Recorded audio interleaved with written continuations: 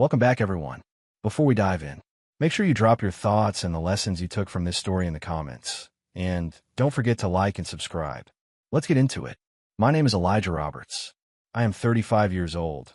I work as a senior project manager for a logistics company in Dallas. And until a few months ago, I honestly believed my marriage was solid. Looking back, I should have known something was wrong the night my wife insisted we go to that fancy steakhouse downtown for her birthday. Aisha never cared for expensive places. She always said they were a waste of money and that she would rather have good takeout on the couch than some overpriced meal with tiny portions. But there she was that night, dressed in her best outfit, practically buzzing with excitement as we walked into Clayton's Prime in downtown Dallas. She wore a deep emerald dress that hugged her in all the right places, gold hoops that caught the light every time she moved, and heels I knew she would complain about by the end of the night. Her hair was freshly done, laid perfectly, and she kept checking her reflection in every reflective surface we passed like she was nervous about more than just turning another year older. The table was already set for 6. Her usual crew was there, the same group of women who spent their weekends gossiping and planning their next social media posts. Tanisha sat closest to Aisha's chair, her wig curled flawlessly, scrolling on her phone between sips of wine. Keisha had her new designer purse propped on the chair beside her, a bag that probably cost more than our monthly groceries. Lauren, of course, sat at the end of the table, the natural ringleader, smiling like she knew something no one else did. "Happy birthday, baby," I said, leaning down to kiss Aisha on the cheek as I pulled out her chair. She gave me a bright smile that did not quite reach her eyes. "Thank you for bringing me here," Aisha said, smoothing her dress as she sat her day. "I know this place is not cheap." I shrugged. "It is your birthday. You deserve it." The waiter appeared almost immediately, all professional charm, and took our drink orders. The women ordered cocktails with names that sounded like they were made for Instagram captions. I asked for a beer. As he walked away, the table filled with the usual chatter, work gossip, relationship drama, trending shows, and the predictable chorus of laughter every time someone made a sharp comment about someone who was not there. I did what I usually did at those dinners. I listened when I could, smiled when appropriate, and checked my phone under the table whenever work emails popped up. Quarter end was coming, and a couple of accounts were on fire. Aisha knew that and had told me earlier. "Just be there, Elijah. That is all I want." I thought I was doing exactly that. About halfway through dinner, while I was working on a perfectly cooked ribeye, Aisha suddenly put down her fork. I noticed because the sound around me shifted. The table went quiet. These women were never quiet. Tanisha stopped mid-story. Keisha set her phone down for once. Lauren leaned forward just slightly, like she was about to watch her favorite drama unfold in real time.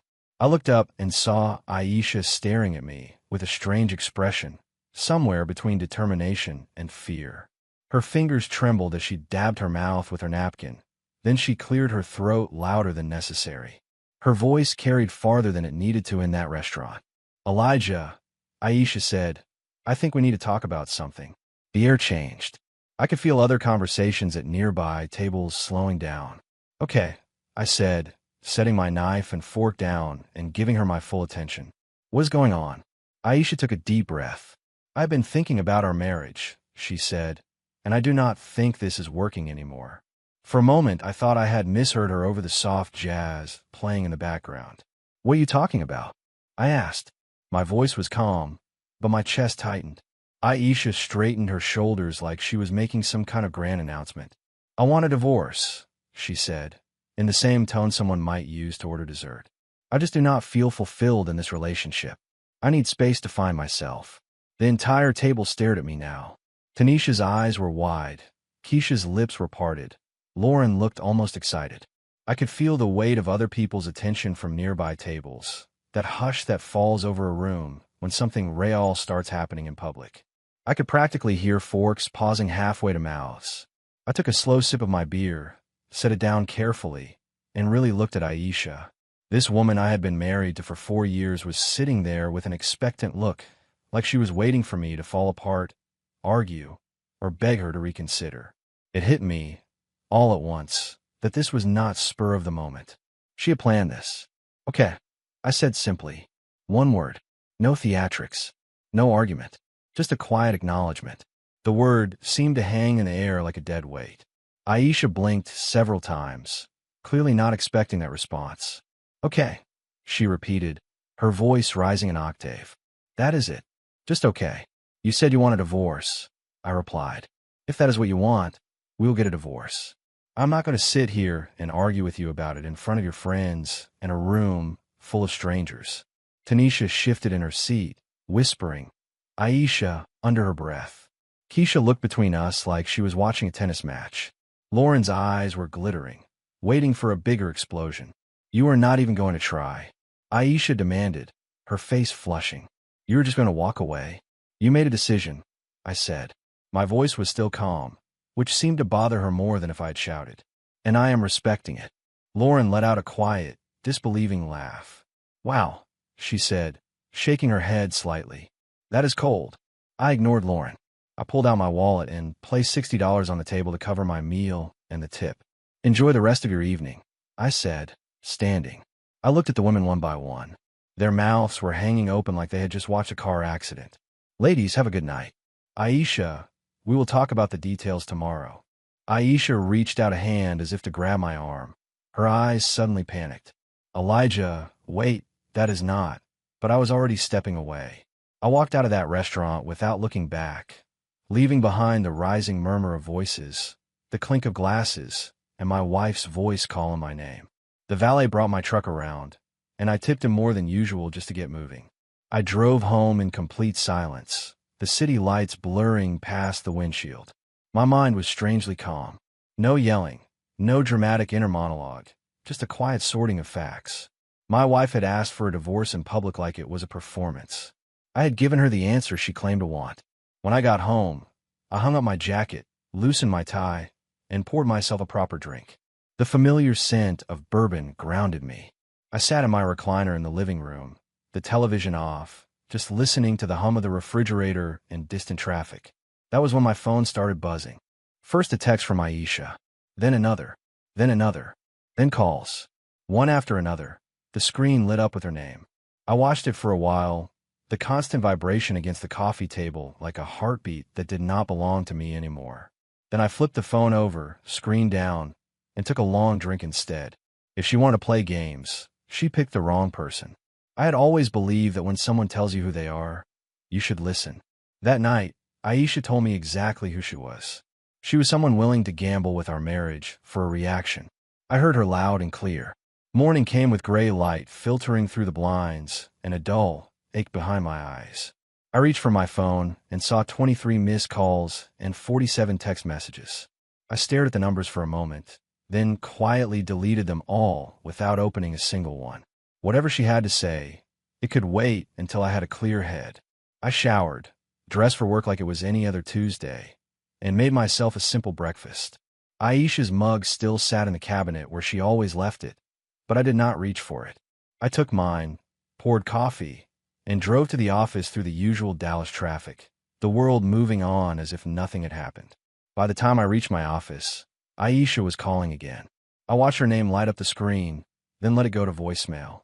I had quarterly reports to finish, a meeting with the regional director, and a team waiting on my decisions.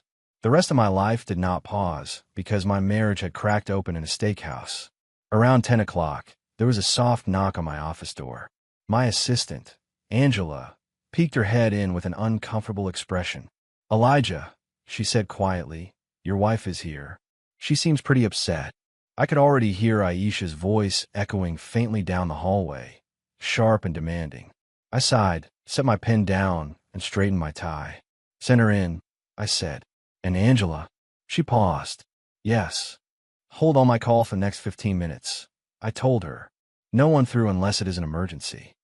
She nodded and vanished. A moment later, Aisha burst through my office door like she owned the building. Her eyes were red and puffy from crying, mascara smudged underneath. She was still wearing yesterday's makeup, and her hair, which had been perfect the night before, was now pulled back in a messy bun. She looked like she had not slept. We need to talk, Aisha said, crossing her arms over her chest. Her voice was rough. You cannot just walk away from our marriage like that. I leaned back in my chair, studying her for a long moment. Yesterday, you said you wanted a divorce, I I said evenly.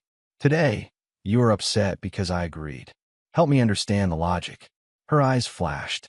It was not supposed to go like that, Aisha snapped. You were supposed to fight for us, Elijah. You were supposed to show me that you care enough to try. The word supposed echoed in the room like a bad punchline. So this was a test, I said. My voice stayed level, almost professional. You decided to humiliate me in public, to see how I would react. Aisha's face flushed. She looked down for a second, then back up. The girls said sometimes men need a wake-up call, she muttered. They said if you truly loved me, you would fight to keep me. The girls, I repeated slowly. So let me get this straight. Tanisha, Keisha, and Lauren all knew about this little performance ahead of time. Aisha shifted uncomfortably. They were just trying to help, she said defensively. They have seen how distant we have become, how you barely pay attention to me anymore. You are always on your phone, always working. I stood up and walked to the window, looking out at the parking lot below. Aisha's sedan was parked crooked across 2 spaces, like she had screeched in and jumped out without thinking. Aisha, I said quietly, in 4 years of marriage, when have I ever given you reason to doubt my commitment? When have I ever played games or tested you? That is not the point, she shot back. That is exactly the point, I said, turning around to face her. You and your friends decided to treat our marriage like a social experiment. You announced you wanted a divorce in front of a restaurant full of strangers, and now you were surprised I took you seriously. She started crying again, those soft, manipulative tears that used to make me want to fix whatever was wrong. Today they just made me tired. She stepped closer and reached for my hand. Please, Aisha said, her voice breaking. It was a mistake. I love you. We can forget this happened and move on. I was scared, Elijah. I thought I was losing you. I pulled my hand away gently but firmly. No, I said. We cannot just forget this.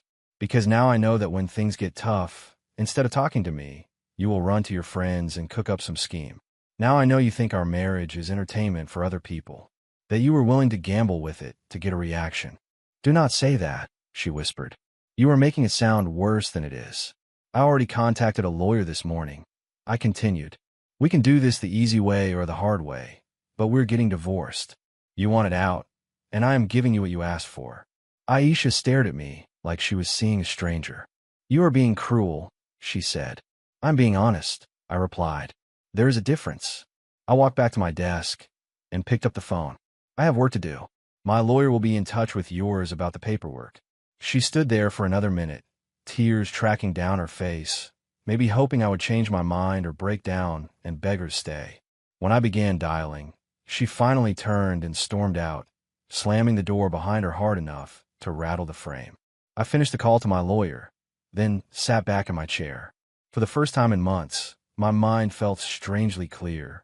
It hurt, yes, but more than anything, I felt a kind of grim certainty. When someone shows you their authentic self, the smart thing to do is believe them. 2 months into the divorce proceedings, on a cloudy Thursday, I was grabbing lunch at the deli near my office. I ordered a turkey sandwich and a cup of soup, intending to eat quickly and get back to the mountain of emails waiting on my computer. As I turned to leave with my tray, I spotted Tanisha sitting alone in a corner booth. She was staring at her phone with tears streaming down her face, her shoulders hunched, her usually perfect hair a little frizzy at the edges. This was the same woman who had been grinning like a cat at Aisha's birthday dinner, watching my marriage implode for her entertainment. I could have kept walking. I probably should have. But curiosity tugged at me. Rough day? I asked, pausing by her table. Tanisha looked up, startled, then quickly tried to wipe away her tears with a napkin. Oh, she said, her voice shaky. Hi, Elijah. She gestured awkwardly. You can sit if you want. I sat across from her, setting my tray down. What happened? I asked. I did not add, what did you expect? Even though it floated in the back of my mind. Tanisha let out a bitter laugh. You could say that, she said. Adrian moved out yesterday. Adrian was her husband of 6 years, a construction supervisor who coached youth baseball on weekends. I had met him at a couple of cookouts. He always struck me as a steady, decent guy. I'm sorry to hear that, I said, and I meant it. Whatever Tanisha had done, Adrian did not deserve collateral damage. He found out about the whole birthday thing, she continued, apparently needing to talk to someone. Aisha told Keisha, who told me that you actually went through with the divorce. When I mentioned it to Adrian, he was furious. Mentioned it how? I asked. Tanisha's face crumpled. I was complaining. Honestly, she admitted. I said we were shocked you did not fight for Aisha like we thought you would. I said you just walked away. Adrian looked at me like I had grown a second head. She swallowed hard and continued. He kept asking questions. He wanted to know whose idea the whole thing was. At first I tried to say we all came up with it, but he would not let it go. He asked, so you helped convince your friend to pretend to blow up her marriage, just to see what her husband would do? She shook her head. I had to tell him the truth. It was mostly Lauren's idea, but I went along with it. I encouraged it. What did he say? I asked. Tanisha looked down at her hands. He called me manipulative, she whispered. He said he could not believe I would sabotage someone's marriage for entertainment. He said he did not recognize the woman he married. The irony was not lost on me. Adrian had discovered something about Tanisha's character that made him question their entire relationship, just like I had with Aisha. He said any woman who would do that to a friend's marriage, Tanisha continued, was not someone he could trust with his own. He packed a bag and went to stay with his brother. Said he needed time to think about whether our marriage was worth saving.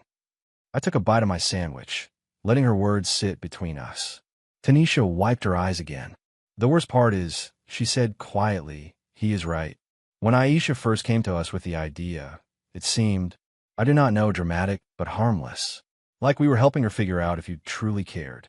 But after hearing Adrian and seeing everything fall apart, I realized how horrible it actually was. She looked up at me, her eyes red-rimmed. For what it is worth, Tanisha said, I think Aisha made a huge mistake. Adrian is right about you. You were one of the good ones. You did not deserve what happened. I stood and gathered my trash.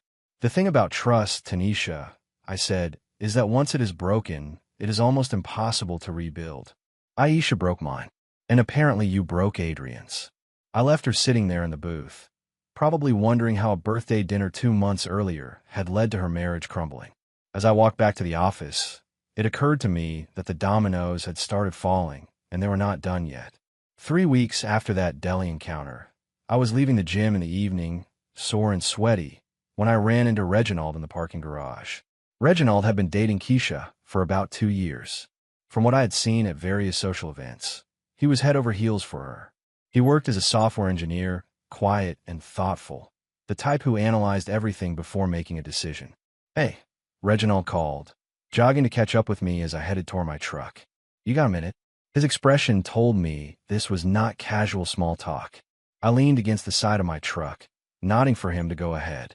He ran a hand over his short beard, an anxious gesture. Keisha told me what happened at Aisha's birthday, he said, about the whole fake divorce thing. I gave a short nod. Seems like word is getting around. I replied. She did not just tell me, Reginald said, his voice tight. She was bragging about it. Said they were trying to teach you a lesson about taking your wife for granted. I waited, watching him struggle with whatever he needed to say. The thing is, he continued, it got me thinking about other stuff. Little things that did not seem like much at the time. Like how Keisha is always testing me. Testing you how? I asked. Reginald let out a humorless laugh. She will pretend to be upset about something just to see how I will react, he explained. Or she will tell me a former boyfriend texted her, just to watch me get jealous. Last week she said she was going out with some guy from work, just as friends. When I told her I was not comfortable with that, she laughed and said she was just seeing if I trusted her. She said it was cute how insecure I got. I shook my head. That does not sound like trust building, I said. No kidding, he replied. He kicked at a loose piece of concrete. But here's the part that really bothers me. Yesterday, I was at Keisha's apartment when Lauren called. She put it on speaker without realizing how loud it was.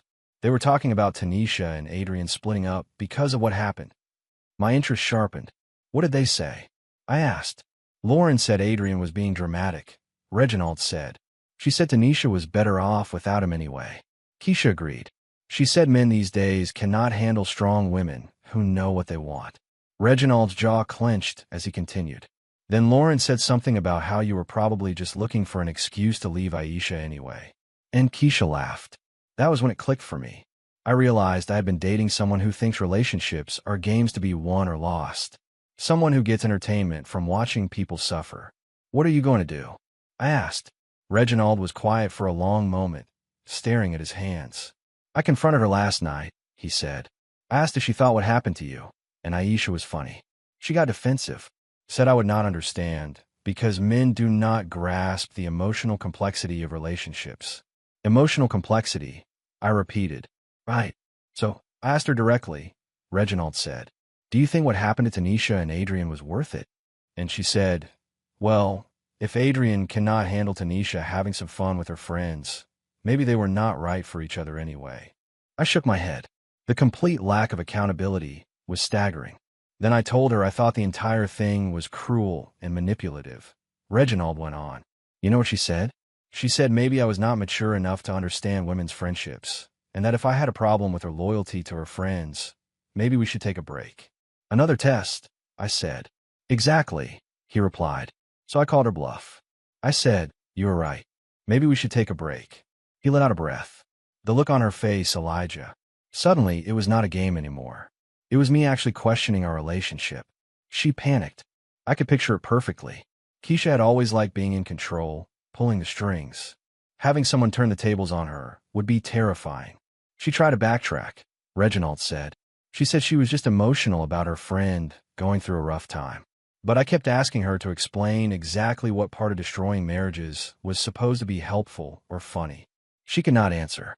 She just kept saying I was being unfair and taking things out of context. So I left. He pulled out his phone and showed me his screen.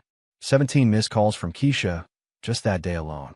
She showed up in my office yesterday crying, he said. Said she would do anything to fix things. But how do you fix someone's character, Elijah? How do you repair trust with someone who thinks emotional manipulation is normal? It was the same question I had been wrestling with for months.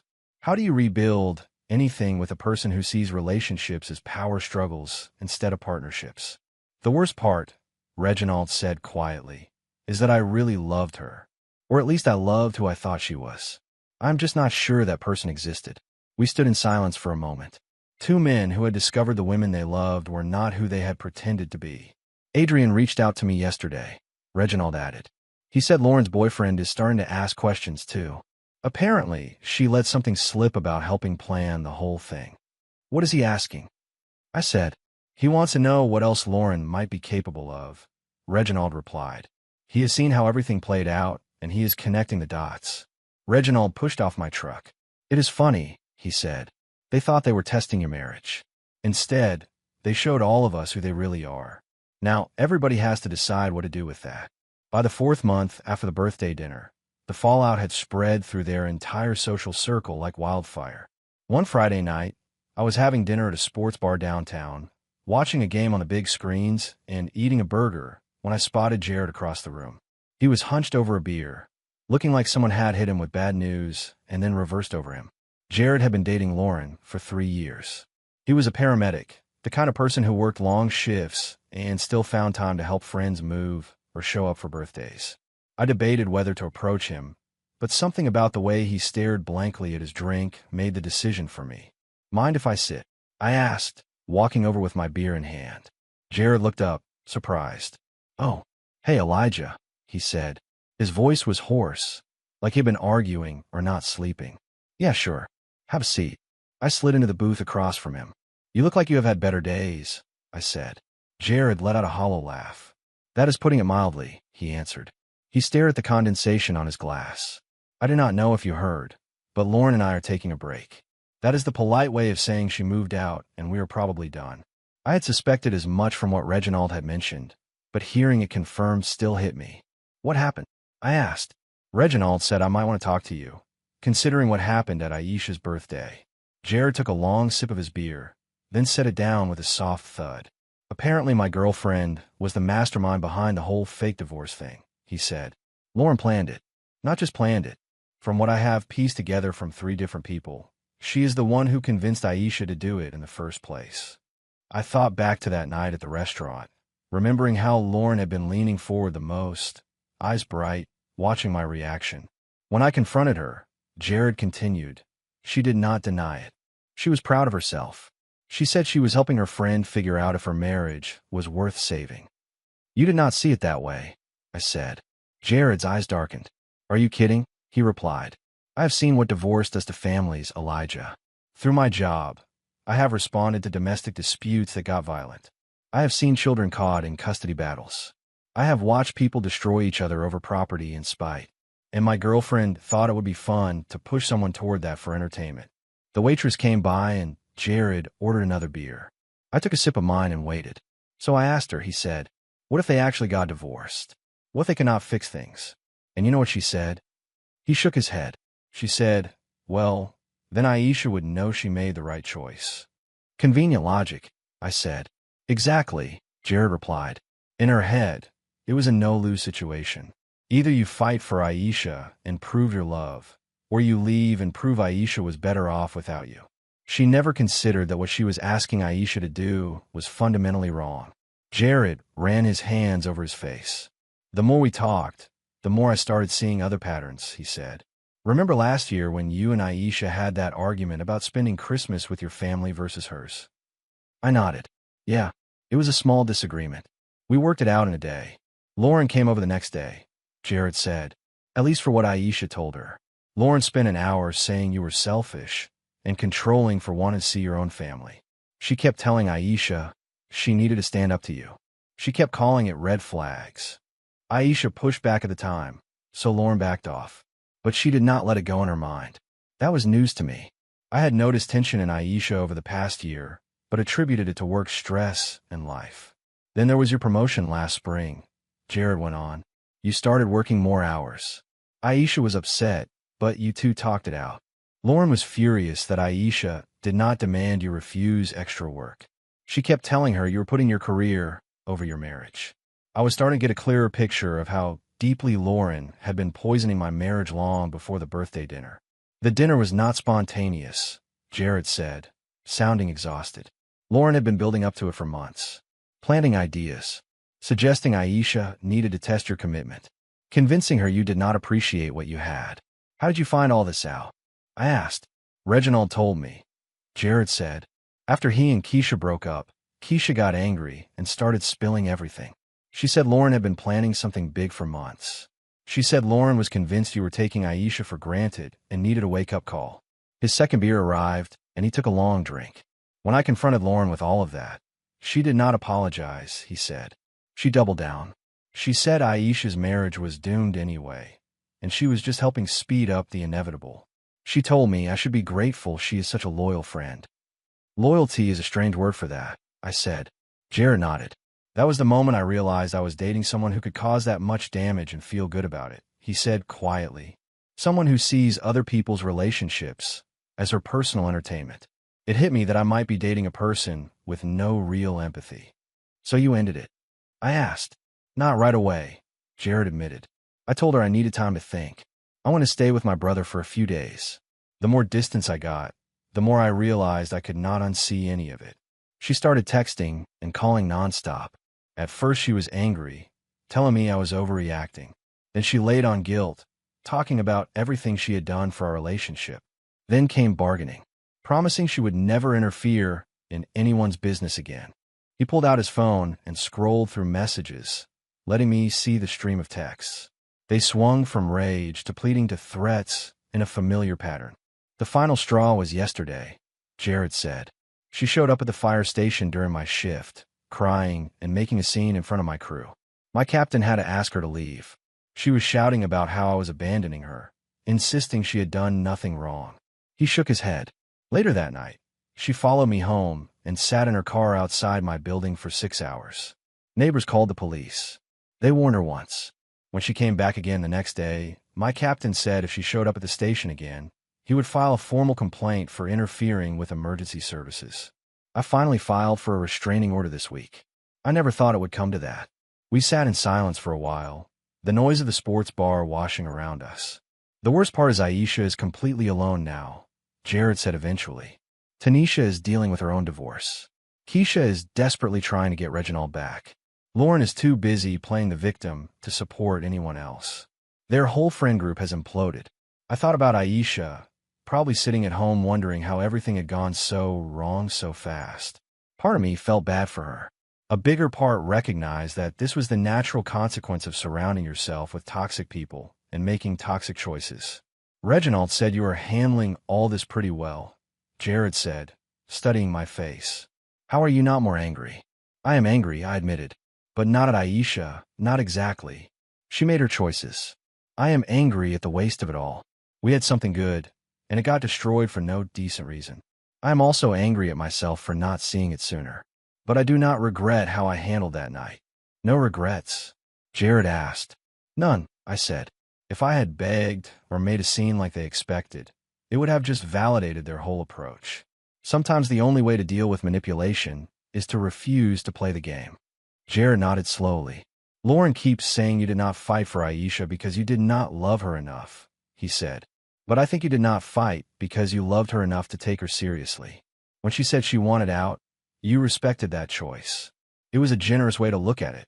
Maybe more generous than I deserved. You know what is funny? Jared added. Lauren thought she was testing your marriage, but she ended up testing all of ours instead. And most of us failed her test by refusing to tolerate her behavior. Most of you passed it, I corrected. You just did not pass the test she thought she was giving. 4.5 months after that birthday dinner, I was sitting in my home office reviewing the final divorce papers when I heard a car door slam in my driveway. Through the window, I saw Aisha getting out of her sedan. She looked nothing like the woman who had glided into Clayton's prime in that emerald dress.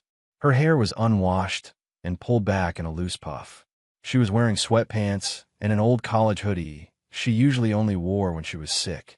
Her shoulders slumped as she walked up the path.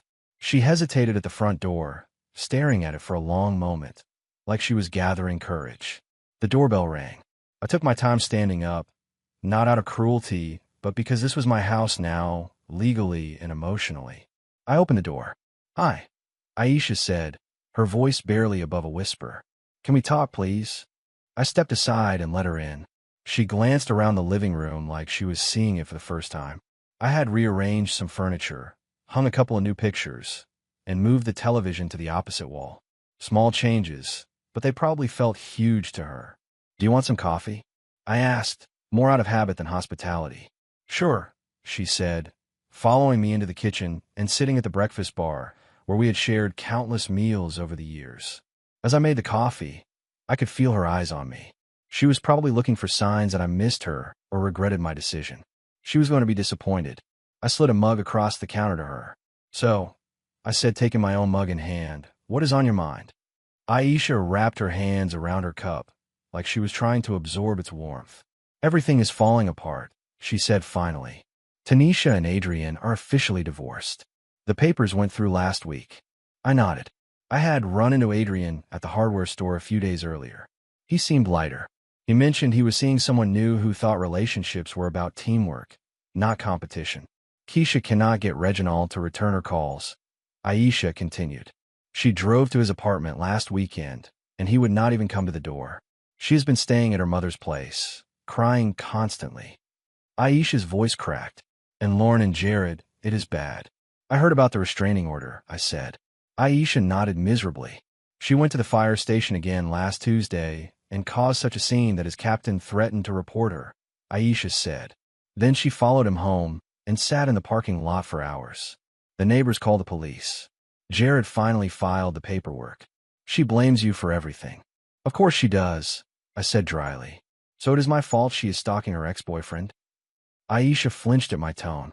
She keeps saying if you had just acted like a normal husband and fought for our marriage, none of this would have happened, Aisha said.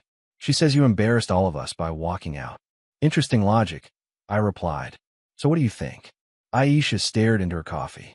I have not spoken to any of them in 2 weeks, she said softly. Every conversation turns into an argument about whose fault this all is. My conclusion is that I lost my marriage, my friends, and my sense of who I am. All because I listened to people who thought they knew better than me. She started crying again, quiet tears sliding down her cheeks. Lauren kept saying you did not appreciate me. Aisha went on. She said you took me for granted and that I deserved a man who would fight for me, who would prove his love when challenged. Aisha wiped her nose with a napkin I slid across the counter. But the truth is, you show me every day that you loved me, she said. You just did it quietly. You came home every night. You remembered the little things. You worked hard. You did chores without me asking. You did not make grand speeches, but you were consistent. I did not see the value in that until it was gone. I leaned against the counter, studying this woman I had shared 4 years of my life with. So what changed your mind? I asked. What made you finally realize Lauren was wrong? Aisha looked up at me, eyes red.